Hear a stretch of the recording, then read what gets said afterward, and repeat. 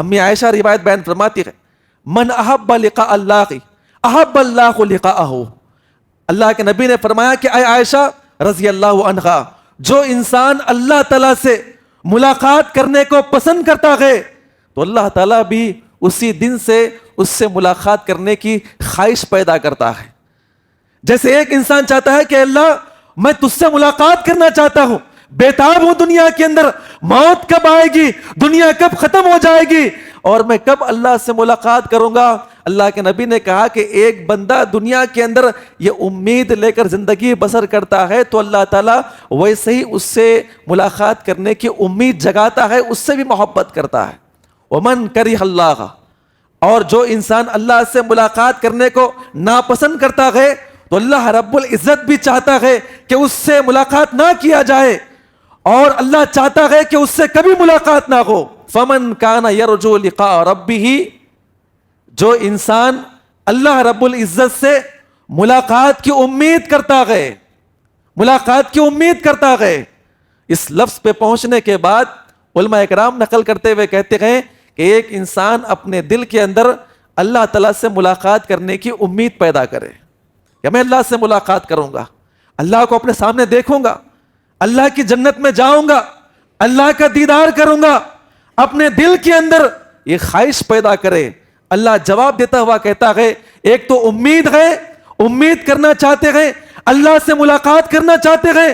اللہ آگے بیان کرتا ہوا کہتا ہے فَلْيَعْمَلْ عَمَلًا صَالِحًا، اللہ کہتا ہے کہ نیک اعمال کرتے جاؤ، نیک اعمال کرتے جاؤ، میں جو چاہتا ہوں وہ عمل کرتے جاؤ، اللہ کی رضا کے لیے نیک اعمال کرتے رہیں، میں تم سے ملاقات کروں گا، امید بھی دلاتا ہوں، موقع بھی دوں گا، میں خود ملاقات کروں گا، میں آپ کا میزبان بن جاؤں گا اور جنت جیسی بڑی نعمت سے میں آپ کی مہمان نوازی بھی کروں گا۔ حدیث کے الفاظ، اللہ کے نبی نے کہا جیسے حجاب کو نکالا جائے گا، فیس ٹو فیس اللہ تعالیٰ اپنے بندوں کے سامنے جیسے آئے گا کہ اللہ تعالیٰ کے نیک بندے، جنتی بندے، جنت میں رہنے والے اللہ کے دیدار کو دیکھنے کے بعد اللہ کے نبی نے کہا اللہ کے چہرے میں اتنی سکونت، اتنی محبت، اتنا مزہ ہوگا کہ جنتی اللہ کو دیکھنے کے بعد جنت کی تمام نعمتوں کو بھول جائیں گے۔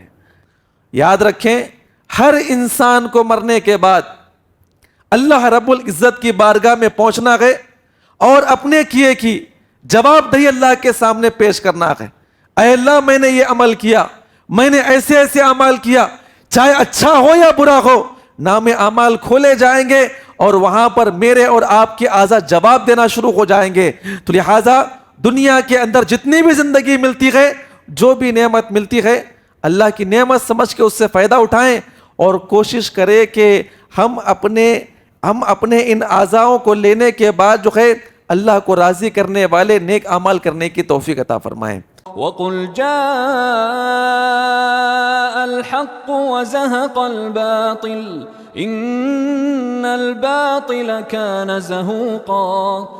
ان الحمد للہ نحمده ونستعینه ونستغفره ونؤمن به ونتوکل علیہ ونعوذ باللہ من شرور انفسنا ومن سیئات اعمالنا من يهده الله فلا مضل له ومن يضلل فلا هادي له واشهد ان لا اله الا الله واشهد ان محمدا عبده ورسوله اما بعد فان خير الحديث كتاب الله وخير الهدي هدي محمد صلى الله عليه وسلم وشر الامور محدثاتها وكل محدثة بدعة وكل بدعة ضلالة وَكُلَّ ضَلَالَةٍ فِي النَّارِ فَأَعُوذُ بِاللَّهِ مِنَ الشَّيْطَانِ الرَّجِيمِ بسم اللہ الرحمن الرحیم یا ایہا الذین آمنوا اتقوا اللہ حق تقاتہ ولا تموتن الا وانتم مسلمون یا ایہا الناس اتقوا ربکم الذی خلقکم من نفس واحدہ وخلق منها زوجها وبث منهما رجالا كثيرا ونساء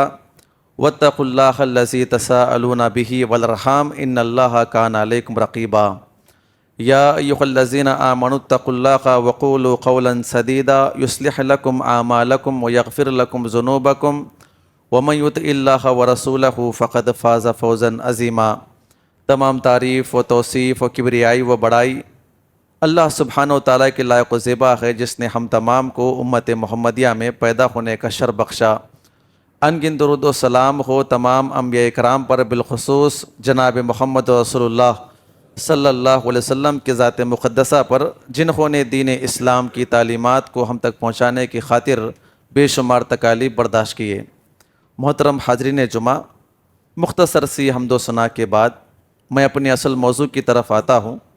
اس جمعہ کی مناسبت سے جو موضوع متعین کیا گیا ہے، اللہ رب العزت سے ملاقات کی آرزو کرنا۔ اللہ تعالیٰ سے دعا کریں جو باتیں قرآن و حدیث کی روشنی میں آئیں، اللہ تعالیٰ ہم تمام کو اس نے عمل کی توفیق عطا فرمائیں۔ اللہ رب العزت نے انسانوں کو زندگی عطا فرمائی ہے ایک مقصد کے تحت۔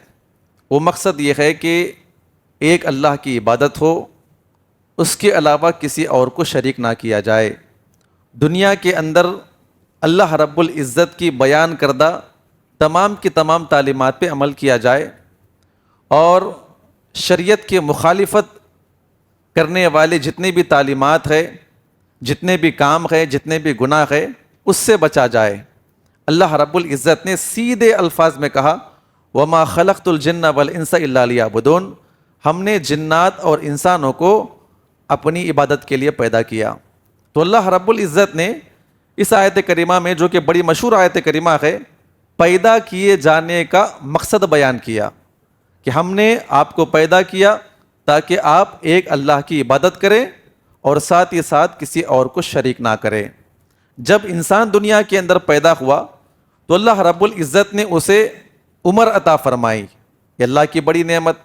اللہ تبارک و تعالیٰ اگر کسی کو لمبی عمر عطا فرمائے اور ساتھ ہی ساتھ نیک عمل کرنے کی بھی توفیق عطا فرمائے، وہ سب سے خوش نصیب انسان ہے۔ اللہ تعالیٰ نے جب انسانوں کو عمر عطا فرمائی اور اس عمر کو پا جانے کے بعد اللہ تعالیٰ نے اپنے ہزاروں قسم کی نعمتیں اس کے اوپر نشاور فرمائی۔ اللہ رب العزت کی ایک نعمت کا اگر آپ مقابلہ کرنا چاہیں نہیں کر پائیں گے۔ اللہ تعالیٰ نے مجھے اور آپ کو صحت مند جسم عطا فرمایا، طاقت عطا فرمائی، یہ آنکھ عطا فرمائی، یہ سانس لینے کے لیے اللہ نے ناک عطا فرمائی، یہ دنیا کی بہت ساری نعمتیں ہیں۔ اللہ نے کہا کہ ہم نے زندگی عطا فرمائی مقصد کے تحت، اور ہم نے آپ کو عمر بھی عطا فرمایا ہے، اور اس عمر میں اللہ نے کہا ہم نے ہزاروں قسم کی نعمتیں عطا فرمائی ہے۔ اور اس کے ساتھ ساتھ اللہ رب العزت نے تقاضا فرمایا ہے کہ یہ عمر، یہ تمام کی تمام نعمتیں لے جانے کے بعد کیا کرنا ہے؟ ایک اللہ کو راضی کرنا ہے۔ اللہ رب العزت نے اپنے راضی کرنے کے لیے انبیاء اکرام کو نازل فرمایا، اور یہ انبیاء اکرام جو ہے مبعوث ہونے کے بعد امت کو بتاتے کہ اللہ کی عبادت کیسے کرنا ہے۔ اللہ تعالیٰ نے مجھے اور آپ کو جو ہے عبادت کرنے کا موقع بھی عطا فرمایا، کہا کہ یہ عمر ہے، یہ نعمتیں ہیں، یہ مقصد زندگی ہم نے آپ کو عطا فرمائی۔ اب زندگی میں جہاں کہیں پر بھی رہو، جس مقام پر بھی رہو، جس جگہ پر بھی رہو، ایک اللہ کو راضی کرتے رہو اور اللہ رب العزت کی عبادت کرتے رہو۔ جب یہ عمر ختم ہو جائے گی تو ایک انسان کو جو ہے اللہ رب العزت کے سامنے کھڑا کیا جائے گا، اللہ سے ملاقات کرنا ہے، چاہے میں ہوں یا آپ ہو۔ جبکہ اللہ رب العزت نے زندگی، مقصد، نعمتیں، تمام کی تمام چیزیں عطا فرمائیں اور کہا کہ صرف اور صرف میری عبادت کر کے آنا، کیونکہ ہم یہ دینے کے بعد اس کے بارے میں آپ کو سوال بھی کریں گے۔ قیامت قائم ہو جانے کے بعد جب ایک بندہ اللہ تعالیٰ کے سامنے حضور ہوگا، کھڑا ہوگا، کیا اس کے پاس جواب ہے اللہ کے سامنے دینے کے لیے کہ اللہ میں نے یہ عمل کیا ہے، میں نے ایسے ایسے اعمال کیا ہے، میں نے اتنی عبادتیں کیا ہے، جتنے یہاں پر جمعہ پڑھنے کے لیے آئے ہیں؟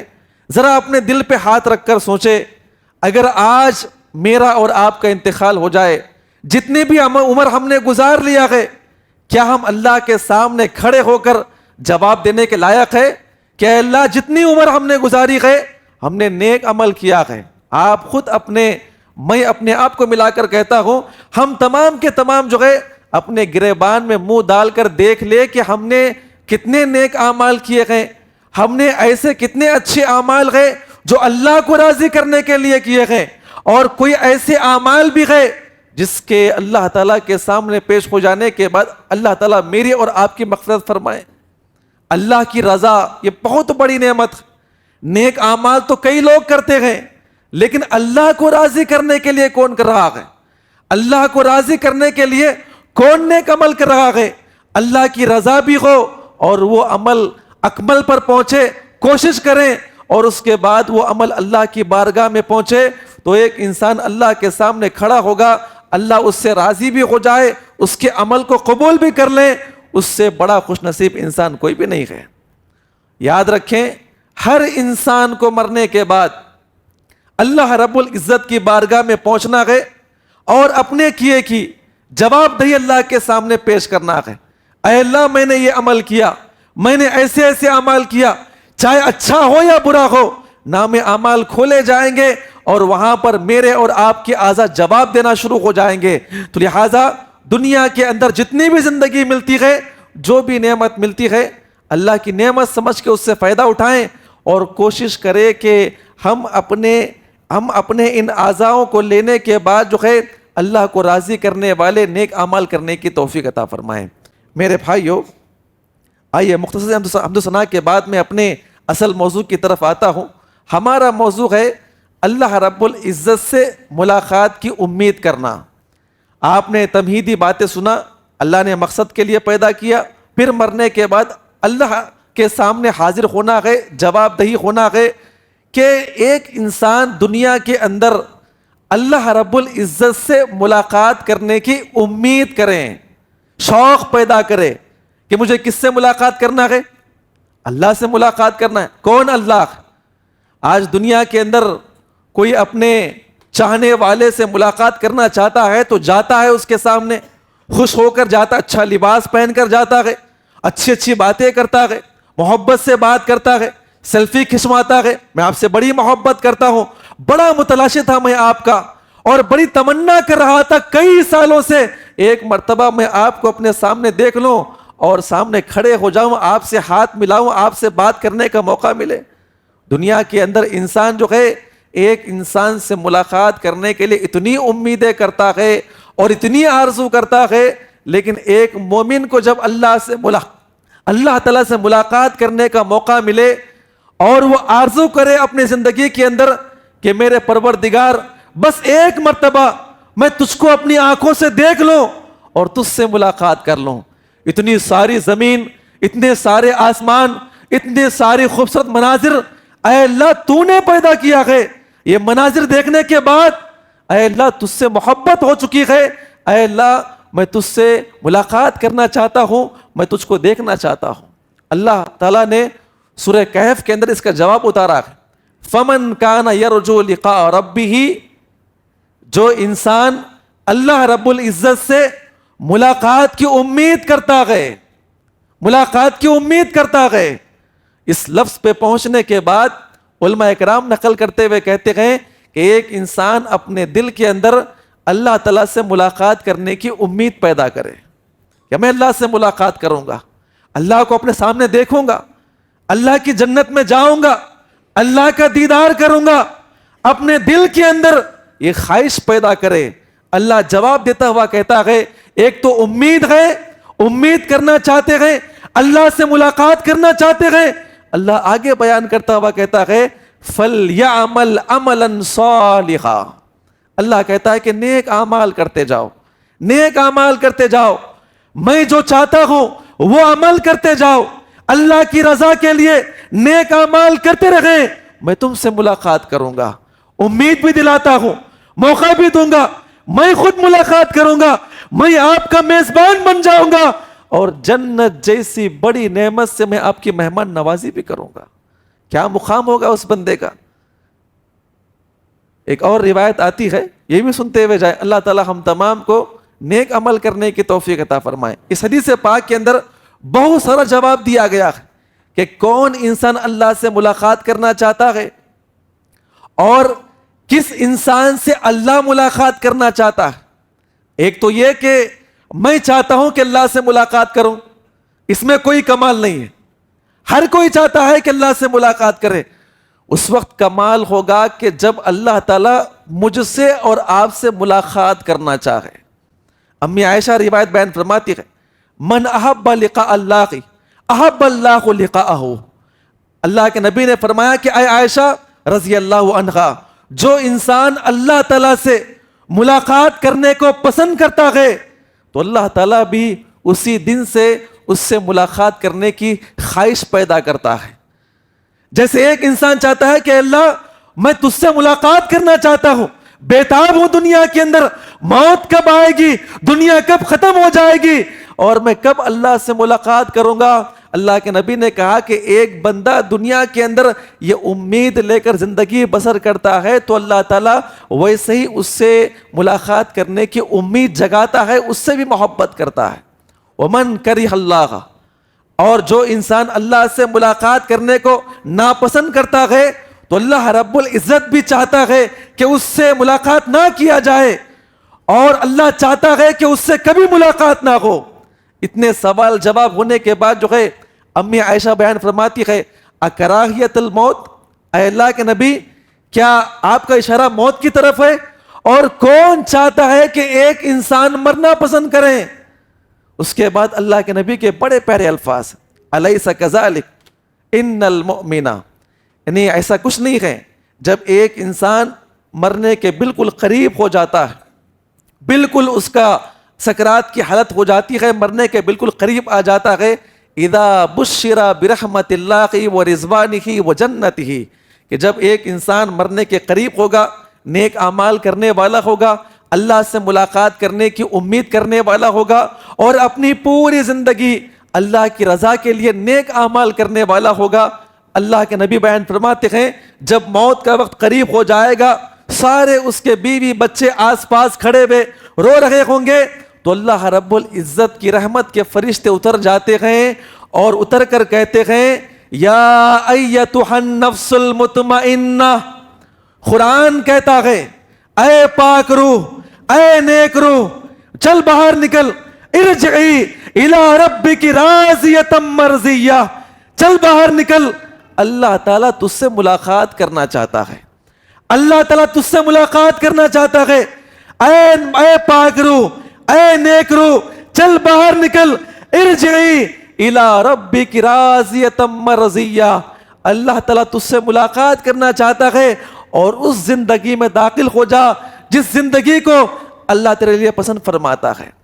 اللہ تعالیٰ آگے بیان فرماتا ہے فادخلی فی عبادی وادخلی جنتی، نیک انسان جو ہوگا مرنے سے پہلے ہی جیسے فرشتے اس کے سامنے آ جائیں گے اور بشارت دیں گے جنتی ہو، اللہ کی جنتیں آپ کے لیے ہو، اللہ کی رحمت ہو، اللہ کی رضا آپ کے لیے ہو، اللہ چاہتا ہے کہ آپ جنت میں داخل ہو جائے۔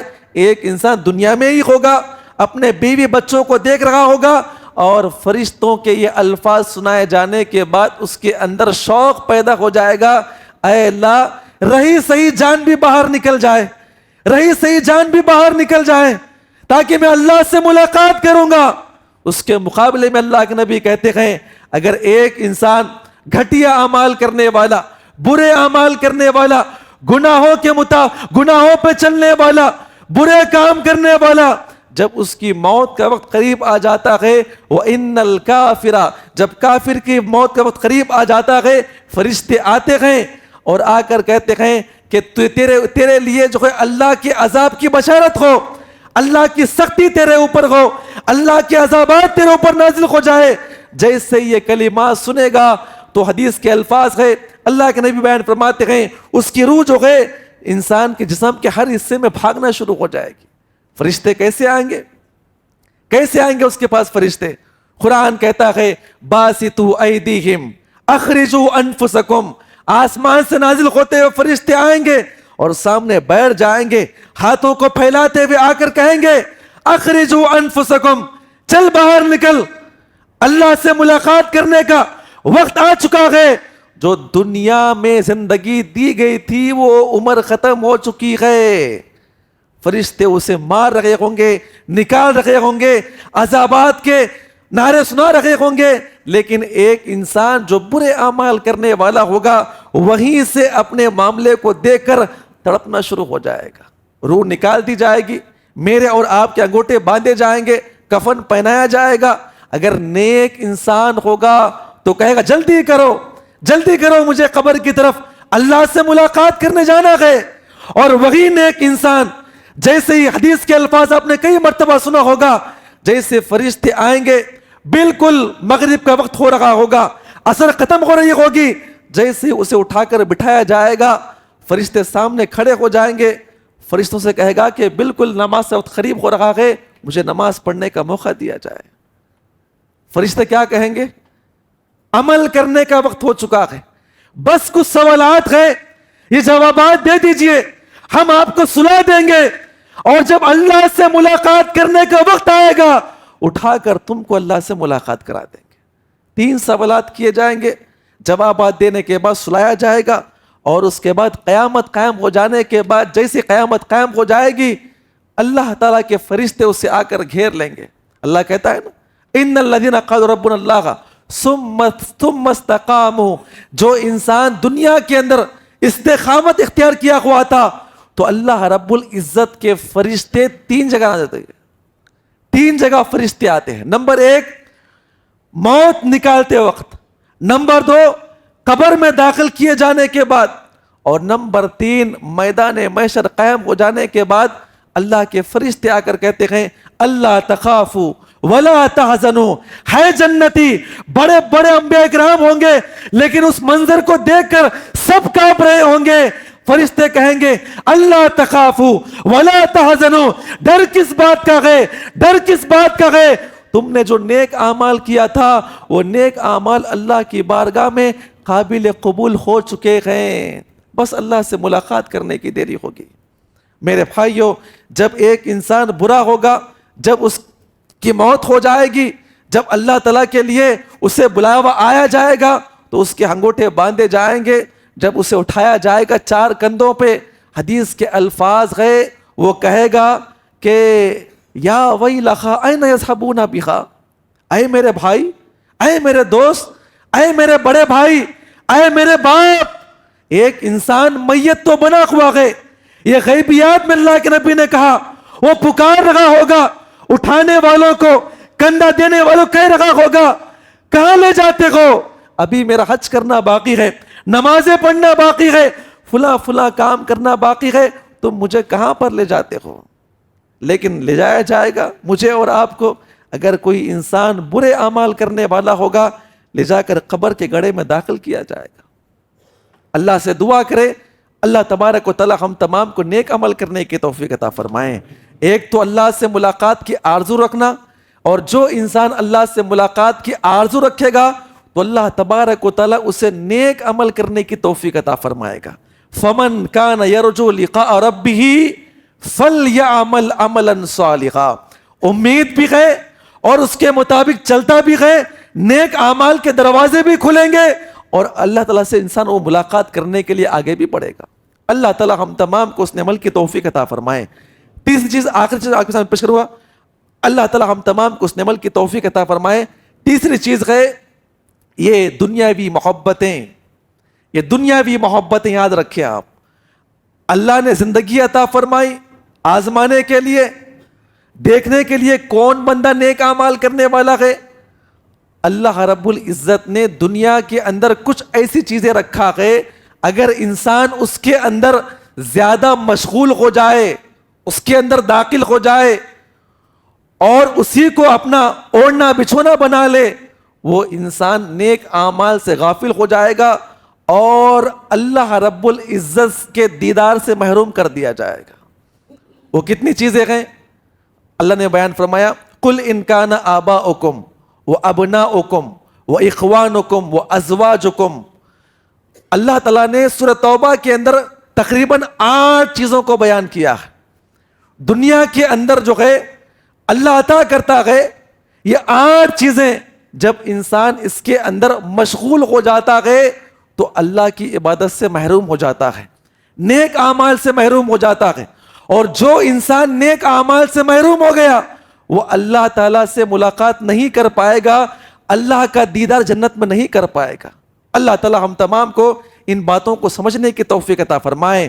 وہ ہے باپ کی محبت، بھائیوں کی محبت، دوستوں کی محبت، بچوں کی محبت، اور اس کے علاوہ بیوی کی محبت، یہ بڑے بڑے مکان، جائیداد، یہ کاروبار، اللہ نے تقریباً 8 چیزوں کا ذکر کرتے ہوئے کہا احب الیکم من اللہ و رسولہ، اگر یہ 8 چیزیں آپ کو اللہ اس کے رسول سے زیادہ محبوب ہے فتربصوا، اللہ نے کہا کہ تم جو ہے انتظار کرو، اب عذاب کا انتظار کرو، چاہے تو وہ دنیاوی عذاب ہوگا یا پھر وہ اخروی عذاب ہوگا۔ اللہ نے کہا کہ ہم نے یہ 8 چیزیں عطا فرمائی ہیں آزمانے کے لیے، جو بندہ اگر ان 8 چیزوں کی محبت کو اللہ کی محبت پہ غالب کرتا ہے تو وہ انسان خسارہ اٹھائے گا۔ آپ مکی اور مدنی دور کا اگر مطالعہ کریں گے، صحابہ کرام کا ایک واقعہ بتا کر اپنی بات کو آگے بڑھاؤں گا، اللہ تعالی ہم تمام کو اس نے عمل کی توفیق عطا فرمائے۔ صحابہ کرام نے اپنی زندگی کے اندر یہ 8 چیزوں کو کبھی بھی اللہ تعالیٰ اور اس کے رسول کی محبت میں آڑے آنے نہیں دیا ہے۔ آپ مکی دور میں دیکھ لیں، اسلام شروع ہوا، کفار مارنے لگے، آپ کو نکالا گیا، آپ کو نکالا گیا کہ یہاں سے نکل جاؤ، اللہ کا حکم آ گیا، اللہ نے حکم دیا کہ آپ یہاں سے کوچ کر کے کہاں پر؟ مدینے کی طرف نکل جائیں۔ ایک اللہ کے نبی کی آواز پہ صحابہ اکرام نکل رہے ہیں، ایک اللہ کے نبی کی آواز پر اپنے گھر بار کو چھوڑا، سیٹ اپنے کاروبار کو چھوڑا، اور اسی کے ساتھ ساتھ اپنے دوست و احباب کو چھوڑا، اپنے وطن کو چھوڑا، اپنے بھائی بہنوں کو چھوڑا۔ ایک عورت اپنے بچوں کو چھوڑ رہی ہے، ایک باپ جو ہے اپنے بیوی کو چھوڑتا ہے، اپنے بچوں کو خیر آباد کرتا ہے۔ کیوں؟ اللہ کا حکم آ چکا ہے، اللہ کے نبی کا فرمان آ چکا ہے، کیونکہ اگر ہم کو اللہ سے ملاقات کرنا، اللہ کو راضی کرنا ہے، ان تمام چیزوں کو قربان کرنا ہوگا۔ بڑے بڑے مساکن، بڑے بڑے کوٹی، بنگلے، اپنے اپنی چیزوں کو صحابہ کو چھوڑ کے نکل گئے۔ کہاں پر نکل گئے؟ مدینے کی طرف نکل گئے۔ اور اس سے بڑا امتحان صحابہ اکرام کا جو ہے وہ جنگ بدر میں تھا۔ اللہ تبارک و تعالی ہم تمام کو اس نے عمل کی توفیق عطا فرمائے۔ یہاں تو چھوڑنے کا معاملہ تھا، گھر والوں کو چھوڑے، دوست و احباب کو چھوڑے، وطن والوں کو چھوڑے، اپنے کاروبار کو چھوڑے۔ یہ اللہ کی محبت کیا ہے، نیک اعمال کیا ہے، اللہ سے ملاقات کرنے کی آرزو کیا چیز ہے؟ جب تک ایک انسان اللہ کی محبت میں نہیں ڈوبتا ہے اور اللہ کی محبت کو تمام چیزوں پہ غالب نہیں کرتا ہے، وہ انسان دنیا اور آخرت میں کبھی کامیاب نہیں ہو سکتا۔ چلے گئے صحابہ کرام، سب کو خیر آباد کر کے چلے گئے۔ جب معاملہ جنگ بدر کا معاملہ تھا، 313 کی تعداد یہاں پر کھڑی ہوئی اور مقابلے میں تقریباً 1000 کھڑے ہوئے ہیں۔ کیا منظر رہا ہوگا؟ اب جا کر سیرت کا مطالعہ کریں تو آپ کو معلوم ہوگا کہ مورخین نقل کرتے ہوئے کہتے گئے ایک جگہ اللہ کے نبی کھڑے ہوئے گئے، مقابلے میں تلوار لے کر کھڑا ہوا ان کا داماد۔ کہاں سے آئے تھے صحابہ اکرام؟ مکہ ہی سے آئے تھے۔ مارنے والے کہاں سے آئے تھے؟ مکہ ہی سے آئے تھے۔ اللہ کے نبی یہاں پر کھڑے ہوئے، داماد سامنے کھڑا ہوا تلوار لے کر۔ اللہ کے نبی یہاں پر کھڑے ہوئے، چچا سامنے کھڑا ہوا ہے۔ عمر بن خطاب یہاں پر کھڑے ہوئے، سامنے مقابلے میں ان کا اپنا سگا بھائی کھڑا ہوا ہے۔ ابو بکر صدیق یہاں پر کھڑے ہوئے، ان کا سگا بیٹا وہاں پر کھڑا ہوا ہے۔ ابو عبیدہ بن جراح یہاں پر کھڑے ہوئے، ان کا سگا بھائی، سگا باپ ان کا وہاں پر کھڑا ہوا ہے۔ یہ سب اپنے والے تھے۔ جب حکم آ گیا کہ جب اللہ تعالیٰ کے لیے نکلیں، قربان کریں، جانوں کو قربان کریں، یاد رکھیں ہائے کوئی سسر تلوار لے کر اپنے داماد کے سامنے کھڑا ہو، اللہ کا حکم آ جائے اور گردن مار دی جائے، اللہ اس کے رسول کی محبت کو ثابت کرنے کے لیے یہ صحابہ اکرام آگے بڑھے۔ ایک عجیب و غریب منظر پیش کیا گیا ہے۔ اللہ تعالی ہم تمام کو اس نے عمل کی توفیق عطا فرمائے۔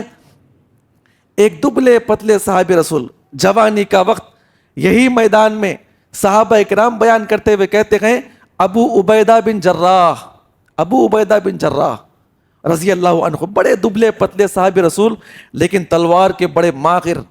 جب میدان میں اترتے، دہاڑتے ہوئے، چیختے چلاتے ہوئے، اللہ کا نام لے کر آئے دشمنوں آؤ مجھ سے مقابلہ کرو، جب تلوار لے کر اترتے، صحابہ اکرام کہتے ہیں کہ بڑے بڑے سورماؤں کے پر ڈگمگایا کرتے تھے، کون اس سے مقابلہ کرے گا؟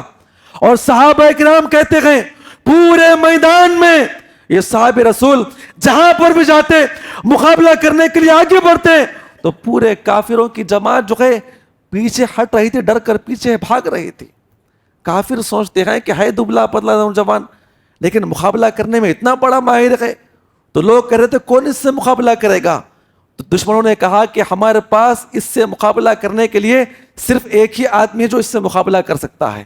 اس آدمی کو آگے بھیجا گیا اور وہ آدمی جب بھی ان کے سامنے آتا اعلان کرتا، اے ابو عبیدہ بن جراح، آ مجھ سے مقابلہ کر، آ مجھ سے مقابلہ کر، آ مجھے مار۔ ابو عبیدہ اسے چھوڑتے آگے بڑھتے، اس کافر کو مارتے، پھر وہاں پر آتا، آ مجھ سے مقابلہ کر، وہاں سے ہٹ جاتے، یہاں پر آتے، پھر وہاں پر آتا، جہاں جہاں جاتے وہاں پر آتا۔ صحابہ کرام کہتے ہیں کہ آخر ایک ایسا موقع آ گیا، سامنے مسلمان، وہ کافر، دوسرا اور کوئی معاملہ نہیں تھا، اور کوئی جگہ نہیں تھی، وہ سامنے آ کر کھڑا ہو گیا، کہا کہ آ مجھ سے مقابلہ کر۔ ابو عبیدہ بن جراح نے تلوار نکالا، آگے بڑھا، صحابہ کرام کہتے ہیں اتنی زور سے سر کے اوپر وار کیا کہ ایک ہی جھٹکے میں اس کے 2 ٹکڑے ہو گئے اور سیدھا آ کے ان کے قدموں میں نیچے گر پڑا۔ صحابہ کرام کہتے ہیں ہمارے منہ سے چیخیں نکل گئی، اے ابو عبیدہ تو نے کیا کر دیا، تو نے کیا کر دیا، تو نے کیسا کارنامہ کیا ہے؟ صحابہ کرام کہتے ہیں جس آدمی کو ابو عبیدہ نے ایک ہی بار میں ختم کیا تھا ان کا اپنا سگا باپ تھا۔ قل ان کان آباؤکم وابناؤکم واخوانکم، اگر تم چاہتے ہیں اللہ کی محبت کو ثابت کریں، اللہ سے ملاقات کرنا چاہتے ہو، یہ دنیاوی محبتیں چھوڑ دو، اگر موقع آئے ان کا اگر قربان کرنا ہوگا اللہ کی راہ میں، آپ قربان کر کے آگے بڑھیں۔ ابو بکر صدیق کی خلافت تھی، ان کا بیٹا سامنے بیٹھا ہوا، یاد دلاتے ہوئے کہتے ہیں کہ بابا جان بدر کے میدان میں جو گئے آپ 2-3 مرتبہ میرے تلوار کے نیچے آئے تھے، باپ سمجھ کر میں نے آپ کو چھوڑ دیا۔ ابو بکر صدیق کہتے بیٹا اگر 3 جگہ ایک مرتبہ تو میرے تلوار کے نیچے آتا، بیٹا سمجھ کر نہیں، دشمن سمجھ کر تیری گردن کو تیرے تن سے نیچے اتار دیتا۔ اب غور کریں میرے بھائیوں، اللہ تعالیٰ کی محبت آپ کو آگے بڑھاتی نیک اعمال کرنے کے لیے اور اللہ تعالیٰ سے ملاقات کرنے کے لیے۔ اللہ تبارک و تعالیٰ ہم تمام کو نیک اعمال کرنے کی توفیق عطا فرمائے، جب تک دنیا کے اندر باقی رکھے، بار بار اللہ تعالیٰ سے ملاقات کرنے کی امید پیدا کرنے کی توفیق عطا فرمائے۔ بس 2 حدیثیں میں اپنی بات کو ختم کروں گا کیونکہ میرا موضوع یہیں پہ مکمل ہوتا ہے۔ اللہ تعالیٰ ہم تمام کو سمجھنے کی توفیق عطا فرمائے۔ جب جنتی حضرات جو گئے جنت میں داخل ہو جائیں گے، کیا منظر رہے گا اور کیا نصیب رہے گی جنتیوں کی، اللہ تعالیٰ ہم تمام کو دنیا کے اندر اور آخرت میں اللہ تعالیٰ کا مہمان بننے کی توفیق عطا فرمائے۔ انسان جو ہے 2 جگہ اللہ کا مہمان بنتا ہے، 2 جگہ اللہ کا مہمان بنتا ہے، ایک حج کے میدان میں، عرفات کے میدان میں۔ اللہ تعالیٰ ہم تمام کو دنیا کے اندر جو ہے اللہ کا مہمان بننے کی توفیق عطا فرمائے۔ حج اللہ کی توفیق ہوتی ہے، اللہ پوری دنیا سے بہت ہی چند لوگوں کو حج کرنے کا موقع عطا فرماتا ہے۔ اللہ کے نبی کہتے ہیں کہ عرفات کے میدان میں، یوم عرفہ کے دن جب حاجی میدان میں ہوں گے تو اللہ تبارک و تعالیٰ اپنے مہمانوں سے ملاقات کرنے کے لیے اپنے عرش معلیٰ سے اتر کر آسمان دنیا کے اوپر آتا ہے، فرشتوں کو لے کر آتا ہے، کہتا ہے فرشتوں میں فخر کرتا ہوں اپنے ان بندوں پر، میری ایک آواز پر اپنا قیمتی مال، اپنے بیوی بچے، اپنا کاروبار، اپنی جان کی بازی لگا کر میری دعوت پہ لبیک کہہ کر یہاں پر آئے گئے۔ فرشتوں یاد رکھنا میں نے ان تمام کی مغفرت فرما دی ہے۔ اللہ تعالیٰ ملاقات کرنے کے لیے دنیا کے اندر صرف ایک جگہ ہوتی ہے، وہ کون سا؟